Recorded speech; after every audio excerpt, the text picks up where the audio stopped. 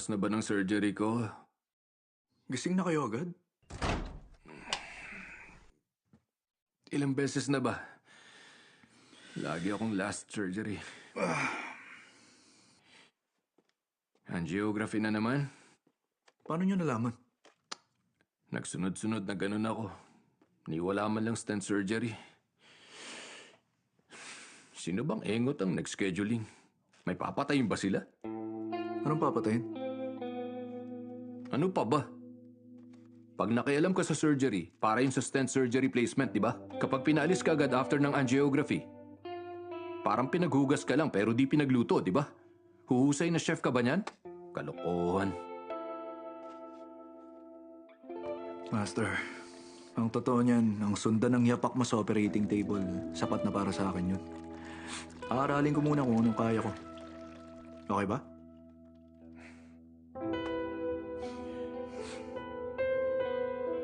Oy, ikaw.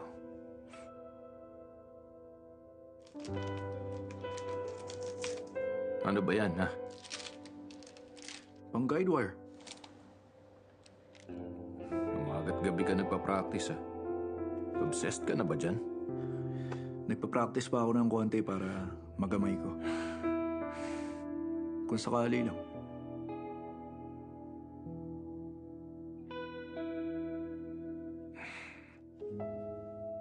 Ganito, yung index finger mo itaas baba mo ng gaya nito. Nagbibilang ka ba ng pera, ha? Paano? Ganyan? Kuha mo akong 2 sausage.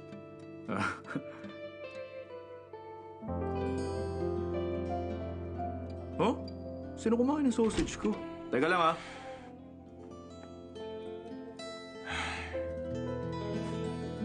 Pasakoy. Ang lungkot na hindi ko siya mabigyan ng tsansang mag-practice ng stent placement. Bakit ko ba ito ginagawa?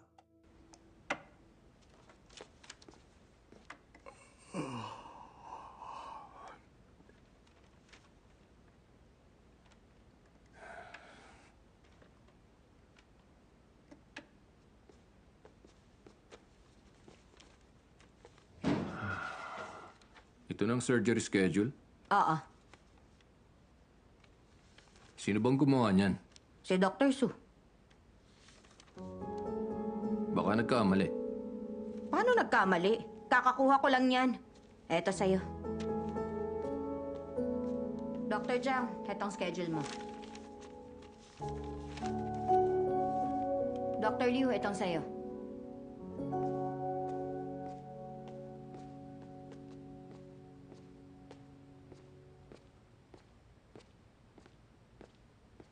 Master, ba't di ka sumasagot? Busy ako eh. 2 minutes lang naman eh. Busy ako. Sabi mo 3-dimensional ang blood vessels at ang x-ray 2-dimensional. Sa surgery, kailangan natin, di Manahimik ba, ka. ng...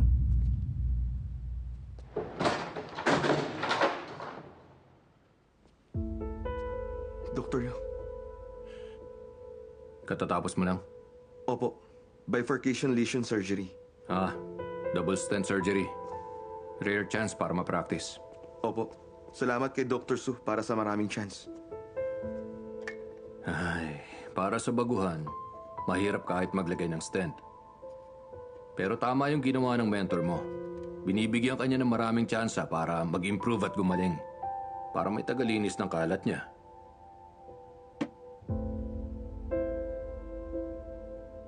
Nakikipag-away ka ba?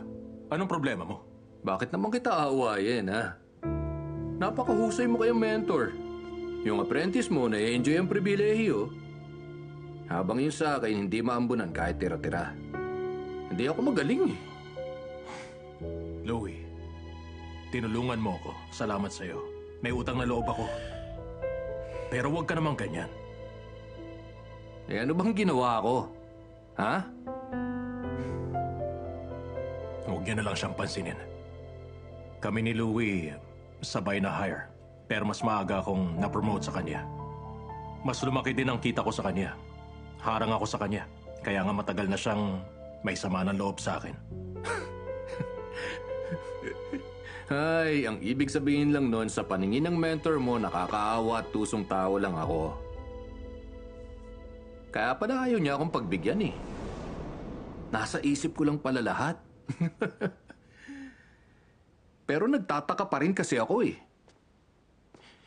Kahit na ako mismo, baliwala lang sa'yo. Natulungan pa rin naman kita, hindi ba? Di mo man ako masuklian, hindi mo pa rin dapat ginawa yan. Linawin mo nga, ano bang gusto mong sabihin? Tingnan mo yan.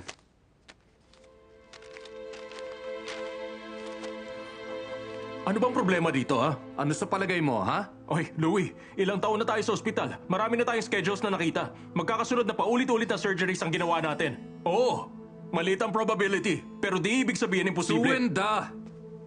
Paniniwalaan ng dalawang hangal na to ang kalokohang sinasabi mo, pero ako hindi. Alam natin kung ano nangyayari. Napupunta sa inyo ng apprentice mo lahat ng stent surgery, hindi ba? Marami na kaming ginawa, pero ni isa walang stent surgery. Hindi ba niya kailangan matuto, ha? Hindi ko inaasa maging magkaibigan tayo, pero maging magkatrabaho man lang. Maging patas ka man lang. O baka mali lang talaga ako ng akala sa'yo, ha? Simulat sa pool walang utang na loob at walang pusong tao ka ba talaga?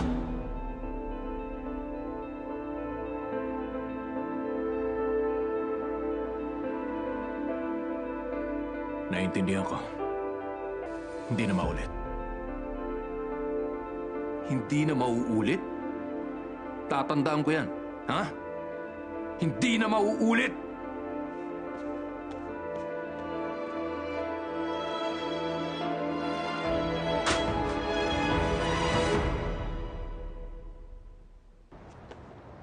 Ito pong order nyo. Salamat. Manong, yung sa akin, walang green onions, ha? O sige, walang green onions. Teka, gawin ko lang ha. Hindi na mauulit. Tatandaan ko yan. Hindi na mauulit. Ano bang hugot ang meron sila? Galit na galit siya eh. Nakakatakot pag-away ang matatandang yun. Para kang sinasapak ng mga salita. Ang history nilang dalawa, mahaba talaga. I-share mo naman. Hindi ko pwedeng i-disclose ang privacy ng senior doctors. Manong, pabili din ng mga nakatuhog. Pakibalot. Okay. Ito na lang ang meron. Ha? Ibabalot ko lahat. Teka, hindi pa ako umu-order.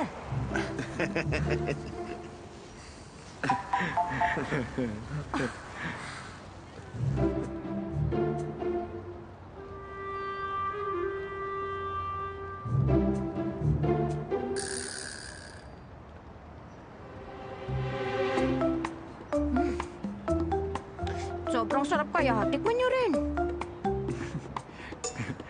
Kumain ka lang. Ladies first eh. Nga pala, tungkol dun sa privacy ng senior doctors, ano bang meron sa kanilang dalawa? Silang da...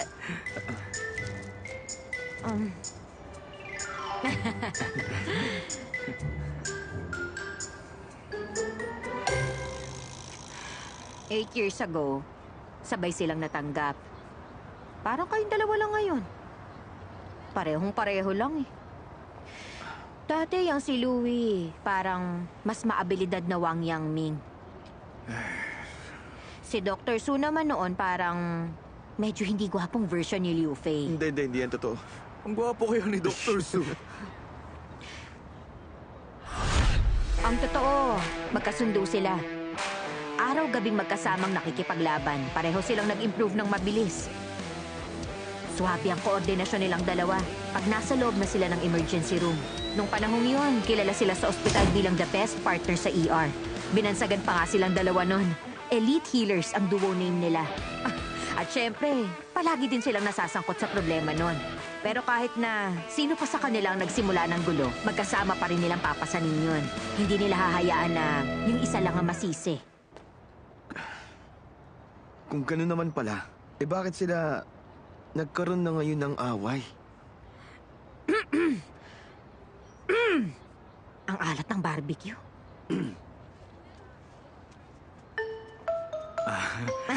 Binuksan ko na. Nahalata mo yun, ha?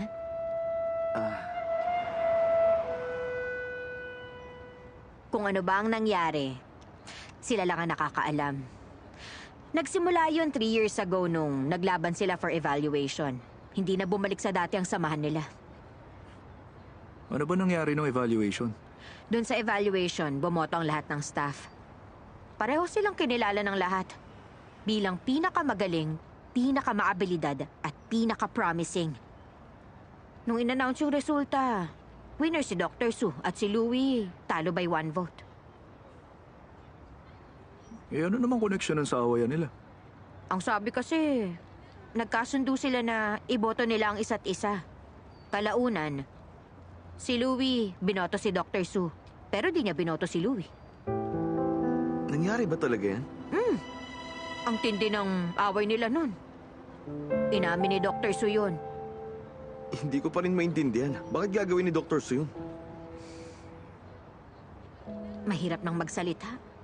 Kalaunan, ang nangyari, hinirang na excellent si Dr. Su. Ang ospital, tinulungan siya mag-aral ulit. Pagbalik na promote. Kung talagang ginawa yun ni Dr. Su, malamang nalungkot na sobra si Master. Para namang ang hirap paniwalaan. Para kasing joke lang yung iboto nila ang isa't isa. Sino mag-aakala na iboboto talaga ni Dr. Lu si Dr. Su tapos isa lang ang lamang? Kahit na ano pang dahilan, kung nangyari talaga yun, gets ko na kung bakit sila nag-aaway. Tungkol sa saloobin nilang dalawa. Kayong dalawa na lang ang siyang umalam, ha?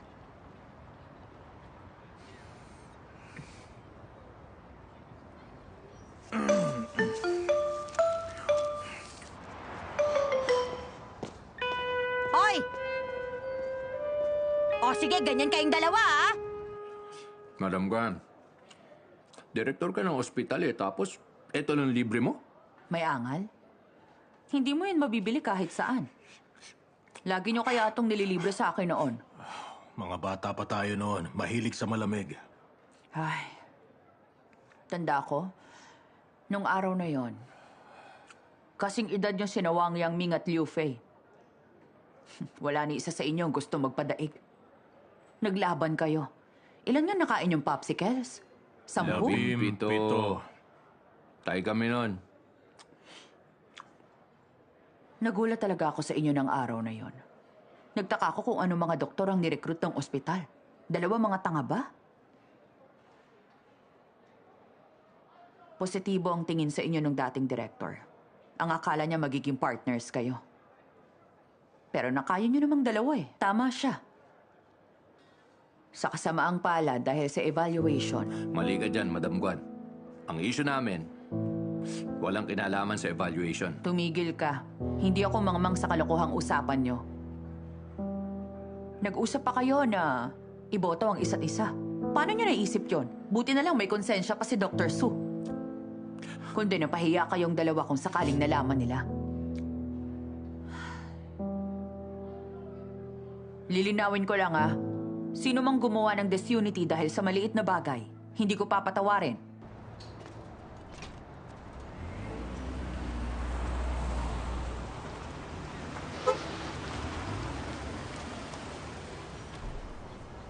Louie, saan ka? Hatid na kita.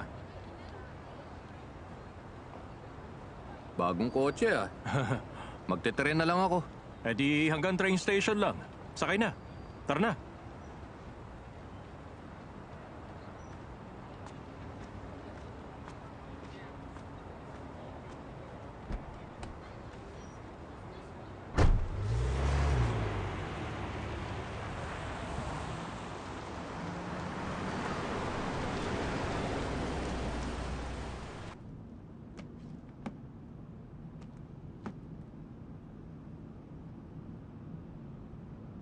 Ayos Nako, magkikinder ng anak ko ngayon. Tapos, kailangan din niya magkaroon ng maraming tutoring classes. Kaya bumili ako ng mas malaki. Magkikinder na pala siya. Nung huli ko siya nakita, hindi pa siya naaawat sa gatas Oo. Palagi ako nasa ospital. At walang tigil sa trabaho. Ang bilis lang ng oras. Kaya bakit mo ba ako isinakay ngayong araw, Pinagyayabang mo ba sa akin tong bagong bili mong sasakyan? Ha? Diretsahin mo na kasi.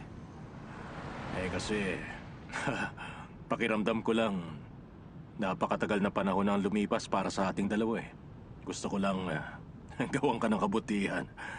Huwag mo nang sariwahin sa puso mo yung maliit na bagay na nangyari sa atin sa nakaraan ng mga bata pa tayo. Pwede ba? Ganito ba maging mabuti? Total, binanggit mo na rin yung nangyari sa atin dati. Pag-usapan natin kung ikaw ba makulit dito o ako. Kaya hindi kita binoto ng evaluation dati kasi ang totoo niyan, pakiramdam ko hindi ka qualified. Ipaliwanag mo sa akin, hindi ako qualified? Oo, mabuting tao ka nga talaga. Magaling ka sa lahat ng bagay, mahusay ka rin doktor. Kaya lang magagalitin ka kasi. Kailangan mo yung baguhin. May 30 taon na ako magagalitin. Hindi naman yun basta na lang lumala. Isa pa, bakit hindi mo sinabi sa akin agad bago ka pumayag? Pareho naman nating alam kung ano talagang dahilan eh. Pareho tayong dalawa na top doctors sa batch natin. Pero isa lang ang slot. Di ba? Kaya nga nagdesisyon tayong gawin yon. Ang ipaubaya na sa tadhana. Dapat alam mo na noong panahon Oo yun na, kasi... alam ko na yan. Noong mga panahong yun kasi malapit ka ng ikasal, kaya kailangan mo magkapera ka agad. At kailangan mo ng magandang titulo na magagawa mong may pagmalaki sa pamilya na magiging asawa mo, hindi ba? Naiintindihan kita dyan. Naiintindihan mo naman pala ako eh. Di okay na, di ba? Naiintindihan kita, pero ako hindi mo uunawain? Ha? Alam mo kung anong klaseng tao ako. Hindi ako magkukunwaring hindi ito nangyari. Ay, nako. Sasabihin ko sa'yo, habang buhay ako magiging doktor. Sa mundo ko, walang kahit ano ang ituturing bilang maliit na bagay lang. Doktor din naman ako ah. Anong pinagkaiba natin? Tama! Nakakapagtaka, sa nakaraang 2 taon, paano mo... Sa nakaraang 2 taon, na-realize mo, di ba? Tinapos mo kaagad yung mga dapat mong gawin sa ospital. Pagkatapos, lumabas ka at nagsimulang kumita ng pera. Tama. Gusto kong kumita ng pera. Kailangan kong mabuhay. Walang choice dahil hindi naman kita katulad. Aba, wala ka namang pamilyang binubuhay. Hindi mo kailangan ng extra income. Pero kahit binuhos mo lahat ng lakas mo sa ospital, nagtrabaho ng walang tigil, sa bandang uli, hindi mo pa rin naabot yung posisyong deserve mo. Pagdating sa career, hindi mo ako kasing galing. Moral superiority lang ang lamang mo sa akin. Tingin mo pagdating sa ganyan, palagi kang mas angat sa lahat ng tao sa mundo? Na walang pwedeng maging doktor kaysa sa'yo? Na ikaw ang pinakamagaling na doktor? Yun bang akala mo? Okay. Tama ka lahat dun, ha? Sobrang tama. Ang labo pa rin eh. Ganyan ang iniisip mo sa akin, pero bakit mo pa rin ako isinakay? Para ba ipagyabang ang kotse mo? Ha? Eh ano naman ngayon kung may bago kang tigil mo sasakyan nga dyan? yan. Bakit mo ba hinahampas yung bago kong kotse? Ano ngayon kung hampasin ko yan? Hinto mo. Bababa ako. Malapit na tayo eh. Ayoko na makasama ka sa kotse to kahit konti. Hinto mo na. Ano ka ba? Tama Kapag na. hindi ka Oo, uminto, oo na, babasagin ihinto ko na. talaga to. Huwag mo na hampasin. Ipapark ko lang.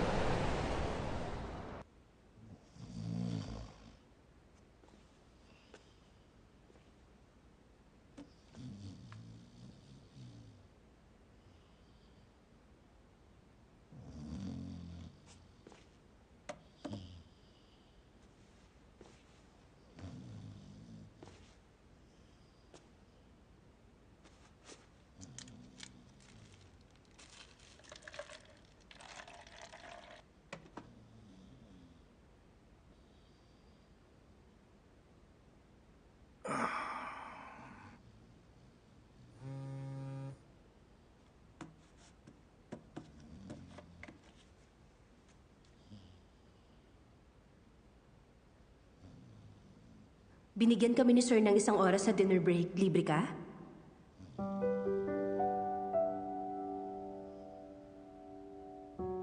Oo, tara. Baka antayin ko na mahigit 1 oras. Di pa ako nag-dinner. Sa hot pot place sa may Westgate. Hintayin kita. Excuse me, Chang. Chang. Sa'yo na lang yan. Kainin mo.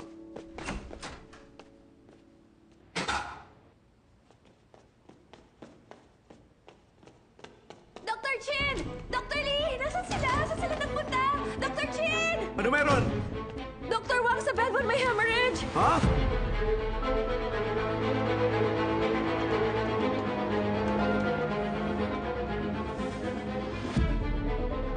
Ano nangyari? Lagpas ng observation period ng stent. Nag-bleeding pagtanggal ko sa sheath.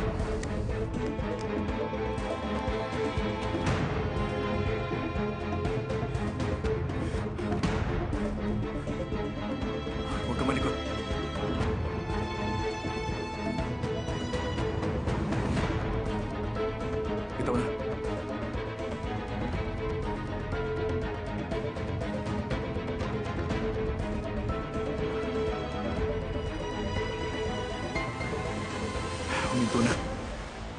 10 minutes pandinan. Nurse, kumuha ko ng abdominal pressure band at ilang gauze. Opo, kukuha na. Dok. Okay lang pa ako. Okay ka lang. Madali kasing mataranta itong kasamahan namin babae. Huwag kang matakot. Bukas makakalakad ka na. Salamat, Dok.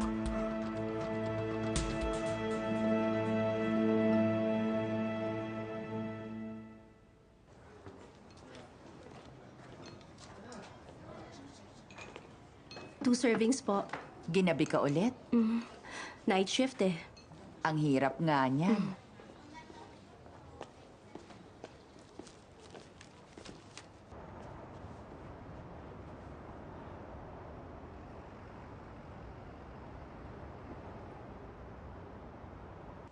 May nangyari na naman bang urgent?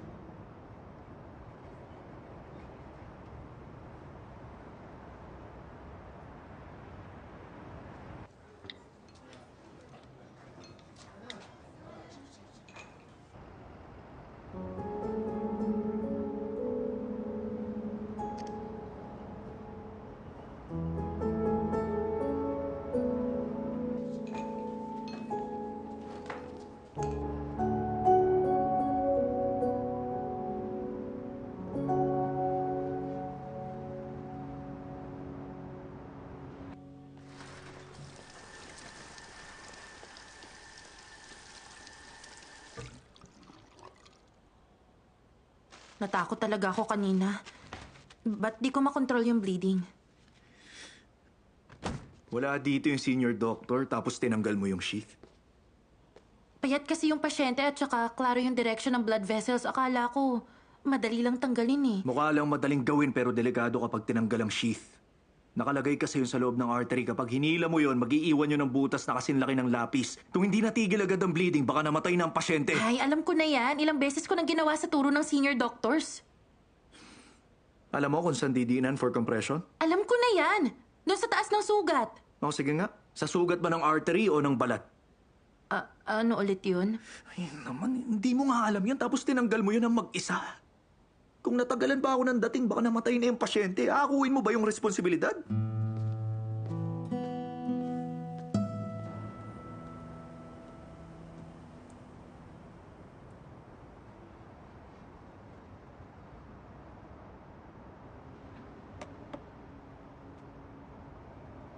Anong ibig mong sabihin? Linawin mo, sabihin mo sa akin kung saan ba ako Ang nagkamali sinasabi kanina. ko, nung tinanggal mo yung sheath, artery dapat ang nilagyan mo ng pressure, hindi ang balat. Wala yun sa libro. Hindi rin tinuro. Kahit na hindi pa yung tinuro, hindi mo kayang isipin? Gamitin mo naman yung utak mo, pwede? Makinig ka, kapag pinapasok ang sheath sa artery, 45 to 60 degrees ang angle. Kaya nga ang arterial wound halos nasa 1 cm ang laki sa ibabaw ng balat na tinusukan. Kapag diniinan mo yung skin wound, kahit gaano mo subukan, hindi titigil ang bleeding. Pag may nangyaring aberya, pag-isipan mo ng mabuti. Huwag kang kumilos lang basta. Kung may pag-aalangan ka kahit konti, magtanong ka naman, pwede. Maging humble at magkunwaring hindi mo alam. Buhay lagi nakataya.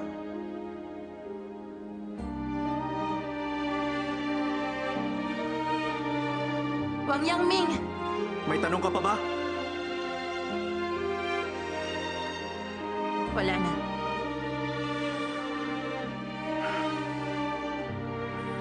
Masyado bang marahas yung mga sinabi ko sa'yo at natakot ka? Mali yung ginawa ko. Magbabago ako. Walang dapat katakutan.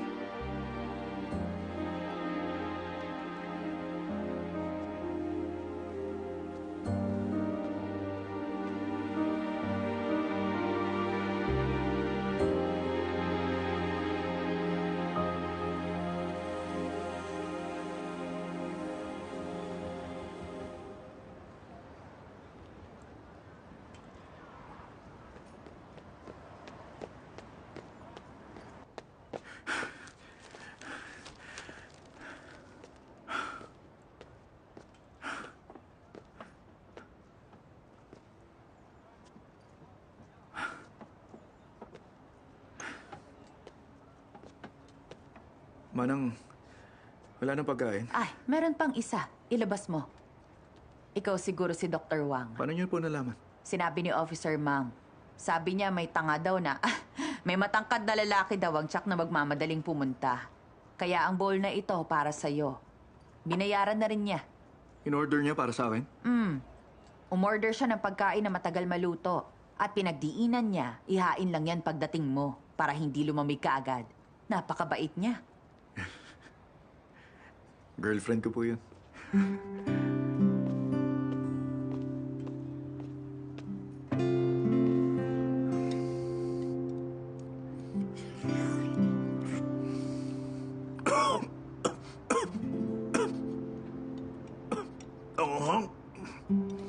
Bago umalis yung girlfriend mo, sabi niya mahilig ka sa maanghang. Gawin daw extra spicy. Double spicy yan.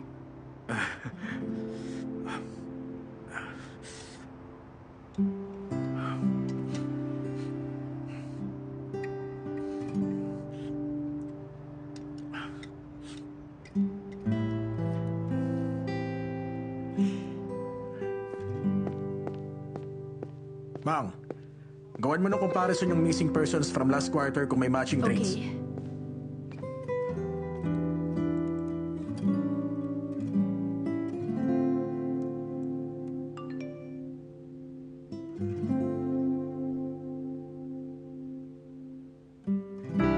Natanggap ko na pagmamahal mo.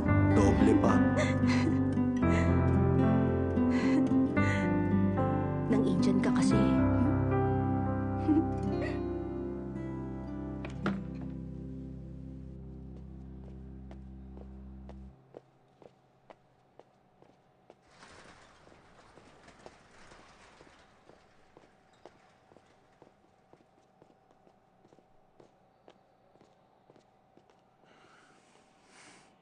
Oh. Ba't nakaupo ka dyan? Bakit? Ano nangyari? Okay lang ako.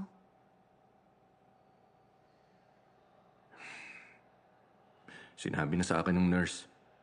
Nagka-hemorrhage yung pasyente. Si Wang Yangming. Oo. Tinulungan niya akong pigilan. Mas magaling kasi siya eh. Kulang pa yung alam ko.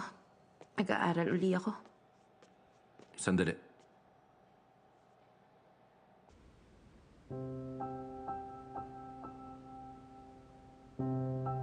Kahit anong operational oversight, hindi aksidente.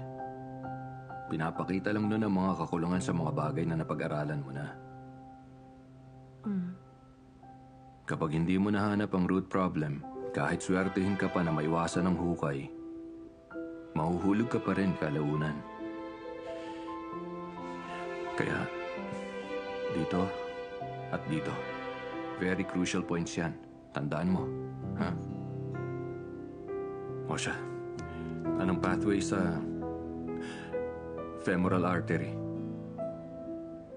Sa femoral triangle, pababa sa adductor canal, palabas sa adductor hiatus, popliteal fossa, tutuloy sa Tuloy saan? popliteal artery. Tama ba? Opo. Sure ka? Opo.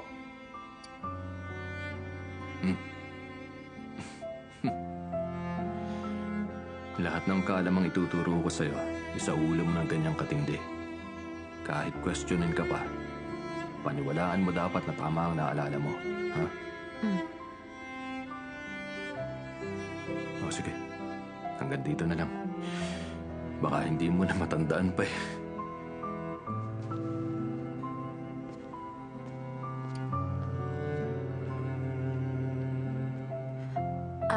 Dr. Lu?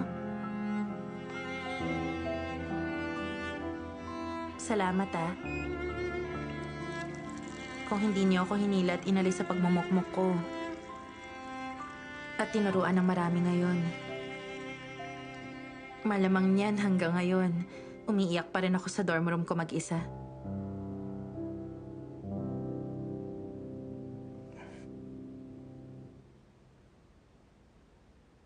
Yang lungkot mong yan. Di lang dahil sa shift, di ba?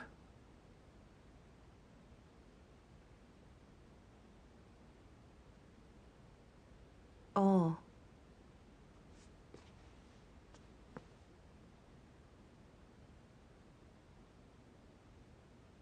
May girlfriend na kasi si Wang Yangming. At alam ko rin naman na hindi niya ako magugustuhan.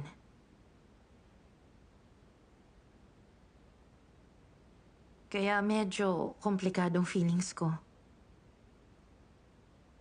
Hindi ko matukoy eh. Kung ba't ako agrabyado.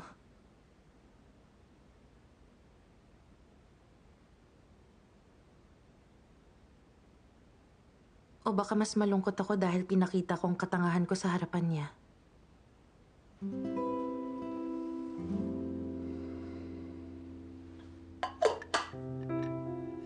Siyempre, mas malungkot yung pangalawa. Mas gusto mo matalo sa kanya kesa maliitin ka niya. Tama?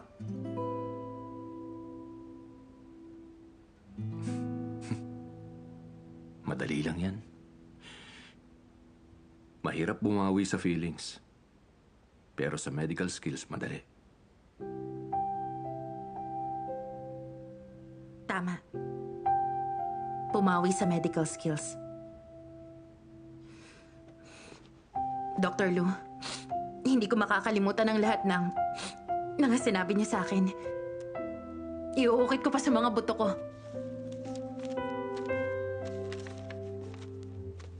Tandaan mo, pwede magkamali sa ibang propesyon. Pero hindi ang mga doktor. Malaki ang nakataya.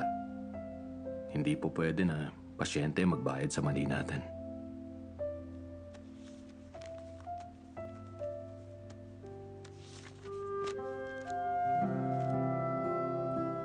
Alam niyo po ba, ang akala ko talaga nung una, hindi kayo interesado sa lahat ng bagay sa paligid.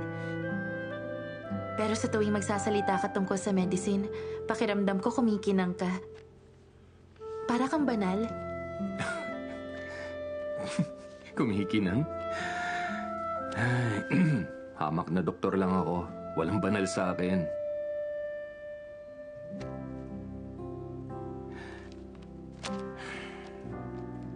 Pero tandaan mo, ang medical profession natin, sagrado at di dapat bastusin.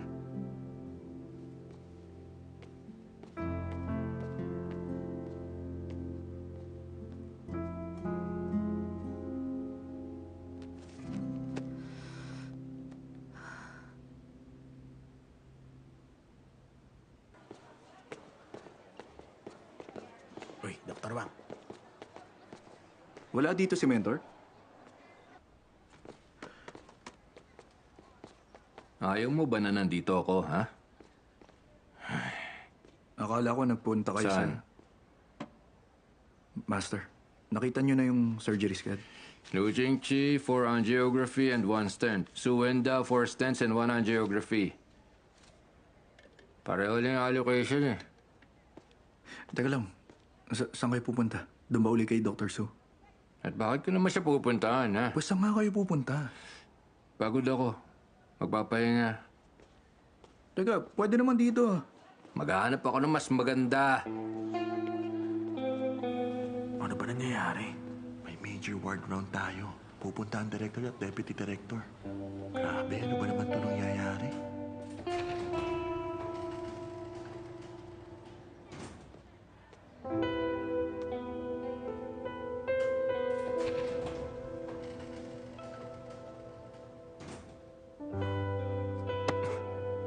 Para saan pa to, ha?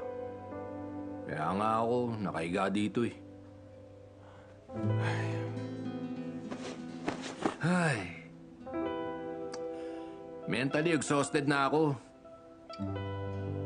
Naubos na lahat ng lakas ko sa internal fighting sa mga katrabaho. Pagdating ng mga superior mamaya, hihiling ako na magdagdag sila ng kama sa ER para may kama ako na maihigaan. Para ligtas ang wasak kong katawan at isip. Louie, pwede naman tong lutasin in private eh. Kailangan bang palakihin? Hindi malulutas kung hindi palalakihin. O sige, ganito na lang.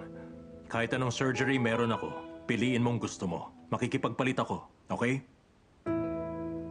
Yo! Uy! Kahanga-hanga ka talaga, ha? Kaya ka pinapaboran lagi ni Mr. Yu, eh. At anong kinalaman ni Mr. Yu sa usapan? Tumigil ka nga. Alam ko ang lahat. Kahit gaano ka kagalit sa akin, hindi ka gagawa ng kabaliwang scheduling pagkatapos kitang kausapin. Marami may ayaw sa akin. Nangunguna yang si Yu. Total naman, alam mo nang ayaw ni Mr. Yu sa'yo. Bakit patuloy mo pa rin siyang kinakalaban lagi? Bakit? Dahil gusto kong malaman ng lahat sa ospital na hindi po pwede sa akin ang mga tirang pailalim. Ano ako, duwag? Ha? Basta mananahimik lang? Hindi pwede! Louie, kahit na, superior mo pa rin siya. Bakit gagawa ka ng tense relationship? Dahil nga superior ko siya, kaya hindi to pwede. Kailangan na talaga namin magtos. Isa lang ang matitira. Tama na. Huwag ka na magtampo. Kakausapin ko siya. Salbahe siyang superior. Papatayin ko! Dry po kasi lalamunan ko. Sinong kakausapin mo? Sinong papatayin mo, ha? Madam Guan, wala kang kinalaman. Alam na alam to ng pinaparinggan ko.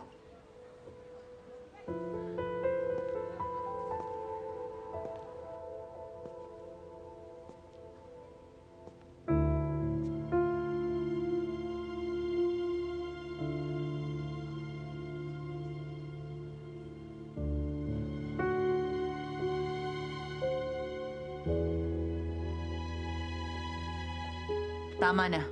Huwag kayo dito mag-usap. Doon tayo sa office ko. Oh, kayo dyan. Alis na!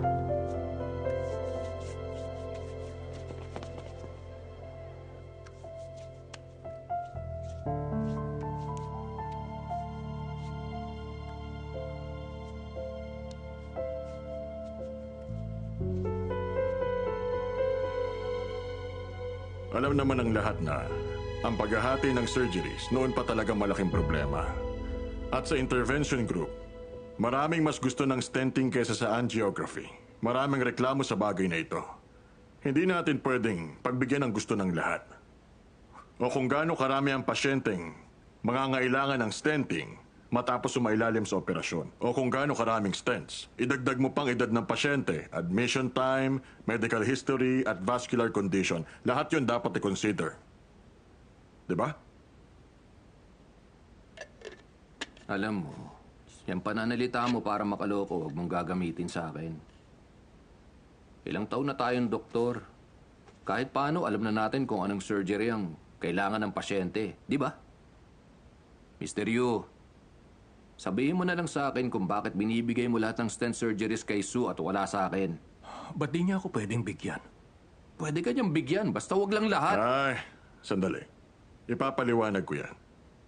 Mataas ang operation success rate ni Sue. Kaya nga, para sa critical surgeries na hindi pwede ang pagkakamali, ibinibigay ko sa kanya. Ikaw, Dr. Lu, magaling ka naman eh. Kaso, palagi kasing may nangyayaring unexpected eh. Hindi ka mapalagay. Tama naman, di ba? Ha? Maiintindihan ko kung sinabi mo ng ganyan. Kaligtasan ng issue, hindi ba? Ganon nga. Sige. Marami pa akong dapat matutunan talaga sa'yo. Hindi na ako gagawa ng surgery na hindi 99% sure. Ha? Kulang ang 99%? May 1% na risk pa. Kaya ba yung pasanin ng iba? Ang surgery kasi dapat palaging 100% na ligtas. Pero wala namang 100% safe na surgery. Tama ka. Wala nga. Oo, wala talaga. Paano na yan? Ay, Mr. Yu. Pupwede kaya to? Huwag na tayo mag-opera next time. Check-ups na lang. Di ba? Angkang Examination Center. 100% safe check-ups. Kapag hindi, may refund. Okay ba? Sa sinasabi mong yan, parang minamalit mo ang check-up centers. Para sa akin, napakahalaga ng examination centers. Ha? Nagpapacheck up ang lahat para putulin ang ugat. Mababawasan nun ang pressure natin sa ER. Hindi ba? Yan, tama ka sa sinabi mong yan. Madam, ano ha? Pakiakma mo ospital, ha? At tingnan mo kung Manahimik pwedeng... ka. Mr. Yu, late na hindi pa natin ito-check ang third ward. Pwede ba na mauna ka na sa akin?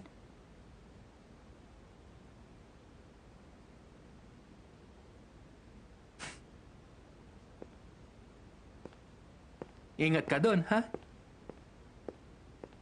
Tama na yan. O sige, direkta mo na siya nakausap, di ba? May solusyon ka ba? Madam Guan, mga ordinaryong tao lang po kami. Wala kami magagawa kundi magwelga at sumigaw ng katarungan. Sa'yo pa rin kami aasa para sa solusyon. Wala akong solusyon para dyan. Sarili nyo ang aasahan nyo. Kayong dalawa, mauhusay kayong doktor. Sabay kayong pumasok dito. Pundasyon kayo ng department. Parehong may mahusay na estudyante. Nung nakaraan lang, nagtulungan kayo sa 3 sabay-sabay na surgery. Ngayon alam na ng buong ospital ang tungkol sa 4 elites ng emergency department. Hindi, Madam Guan. Biruan lang namin yung magkakatrabaho. Huwag niyong seryosohin. Hindi naman yun basta biruan lang. Maliit lang po ang kontribusyon na naibigay namin para dito sa ospital. Hindi, no. 4 elites ang gumawa ng kontribusyon. Kaya naman, dapat maging mabuting halimbawa kayo. Malaking problema lagi ang hatian ng surgery sa atin. Ba't hindi kayo magtulungang 4 para makaisip ng magandang solusyon, di ba? Hindi, teka. Madam Guana, hindi ko masyadong maintindihan yung sinabi mo eh. Hindi ko rin maintindihan, Madam Guan. Ay, nako, simple lang naman eh. Bawat isa magsasama ng sariling estudyante para bumuo ng special group. Magmula ngayon, kayo na maghahati. Kung sino sa stent at sino sa angiography. Kayo ang mag-decide. Kayo na rin sa scientific merit at allocation principles. Mag-summarize kayo ng advanced method at ipapatupad natin sa department. Ano, ha? Tapos ng usapan. Alis na. Madam Guana,